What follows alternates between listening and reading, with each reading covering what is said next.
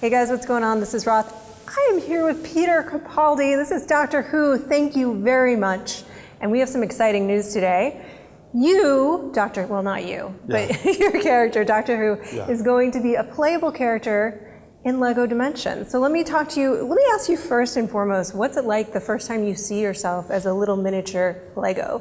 Yeah, it's really quite entertaining and exciting because also you never quite imagine what that's going to be like. If someone says to you, what a Lego figure, you sort of imagine I just imagine a block of Lego with my face drawn on it.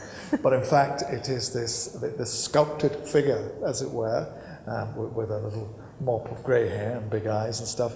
And yeah, I was really taken with it. It's a weird thing if you play a role like Doctor Who, suddenly you have to confront all these images of yourself in the merchandising.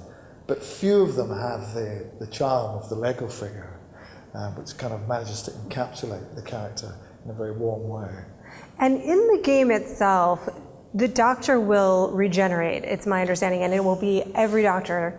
12 goes back to 1 and then comes back to 12, yes? Yeah. Okay, so is there a particular Doctor that you would like to play as in addition to yourself? Not particularly, no. I'm a great fan of all the Doctors. You don't have a favorite at all? No, I think they're all wonderful. I think they're all, you know, I wouldn't be here if it wasn't for the work of all of those guys. None of us would be here. And you know, I grew up through the William Hartnell, Patrick Troughton, John Pertwee, Tom Baker years. So those are the guys who really got into my DNA with regard to the show. But I've been a fan of them all. You know, I think they're all extraordinary, and I'm just very grateful to be a part of that line. Is there one sort of characteristic to the Doctor that you think is essential in the show or in the game, in any depiction of the Doctor, that there's sort of one characteristic that must be present? I think he has to be a good guy. You know, and that sounds bland. But he doubts if he's a good guy a lot. Yeah, that's because I think every time, this is, you know, from my own reading of it, I think when you regenerate, it's a bit of a crapshoot.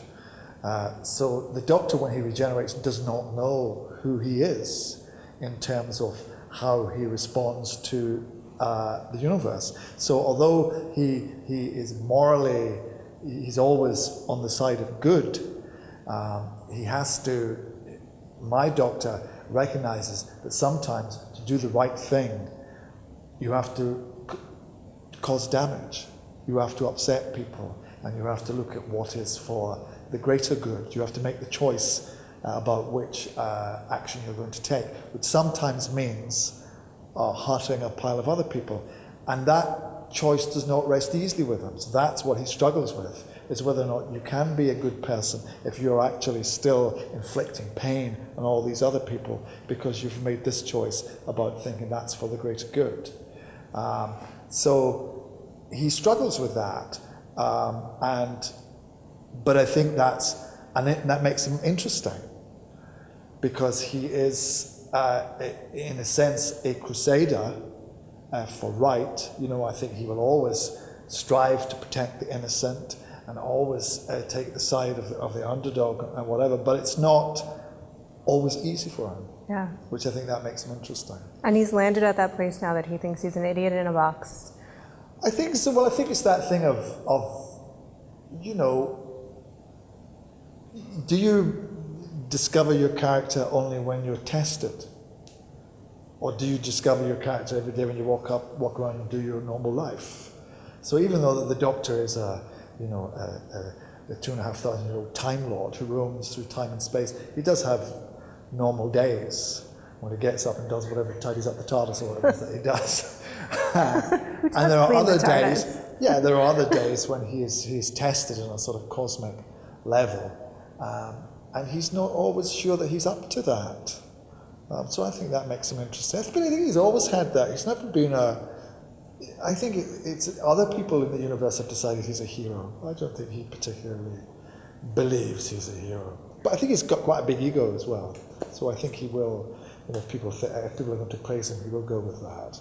In terms of this game, he's obviously the Doctor has a big presence and personality. How is he getting along with some of these other big personalities like Gandalf and Wildstyle and Batman? Yeah, I think Wildstyle he really likes. I think Wildstyle, he thinks could be a very nice companion. I think they'd be a great pairing together in the TARDIS, going off and exploring things. Gandalf, I think, Do they kind of? Yeah, I think he has respect for Gandalf as his position as a wizard, etc. But I think there's only room in the TARDIS for one quasi-mystical brain box, and that's him. Batman's maybe a bit too macho for him, but I think he enjoys his company because I think Batman's quite witty. In fact, that's the great thing I think about the game, is that all of the characters are very witty, and it's one of the really nice things about it, was that we had this script, because you're presented with a script as opposed to a game in the first place, and there was a real story and there were real characters that had wit and drama about them, and that made it great fun. And I think that's one of the clever things that they've done in the game, is create ironic, witty characters that they seem to be, I think, being transformed into a Lego figure almost automatically makes you ironic. Yeah, and this Batman's kind of an idiot. Yeah, but he's still Batman, and you still like him on your side in a fight. Oh yeah. So I think that's great. I think they've done that very cleverly. I loved the season. I loved the arc with Missy and with Clara, and they are also in the game, right? So are the relationships or the dynamics in the game sort of? Would you liken them to the dynamic on the show? Yeah. How does the Doctor feel about Clara? Oh, Clara, he's very, very deeply bonded with. I mean, Clara is a character who, in her previous existence, as it were, as the Impossible Girl, she really saved the Doctor's life. Yeah. So he is incredibly indebted to her. And I think he has, Doctor Who operates on lots of different levels. They have a relationship which is their, if you like, their corporeal relationship. They're as two human-type creatures in which Clara kind of knocks the Doctor around and slaps him and keeps him in line and tries to help him with his social skills are not very good. So I think she's, unlike a lot of other companions, can boss the Doctor around a lot. I think they're great together. I've forgotten the question. I'm sorry, what was it? Well, in terms of, I think with Missy is that dynamic I think is actually the most fascinating, because it's maybe the most important relationship certainly in her life. And she's desperate to connect with him. I mean, is it similar to that? Like, does he love her in a way? Missy? Yes. I think so, probably. Yeah. Is it that complex sort of relationship in the game? Is it? Yeah, I think that they have a relationship. The thing is with the whole Missy Doctor arc, there are mysteries there that are yet to be told. There are mysteries, more mysteries than we've already seen. There's mysteries about the how Doctor and Missy know each other, or how the Doctor and the Master know each other, and what their relationship really is, and what they have been through together to get them to this place. So they carry those mysteries with them, and we allude to them occasionally. But as yet, the audience has not been let in on what they are. So, but that carries on in the game, which is great. And yes, it's a very complex relationship, and they are like mirror images of each other, but they're probably closer to each other than they are distant. They're more like each other than unlike each other. Which is interesting. I cannot wait to see more of that play out this season.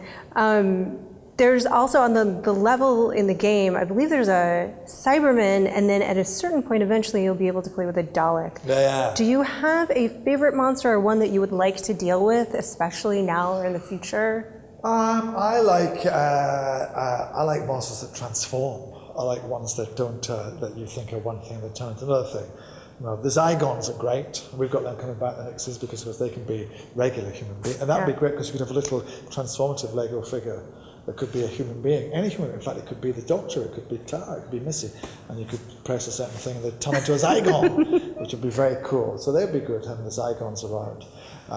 Or the Axons I like as well. They're from John Pertwee. They are transformative again. They appeared as sort of rather elegant, kind of Grecian godlike figures with golden faces, but then would transform into a kind of large jelly mass. with tentacles, and I think tentacles would be quite difficult to do in Lego, but it could be achieved.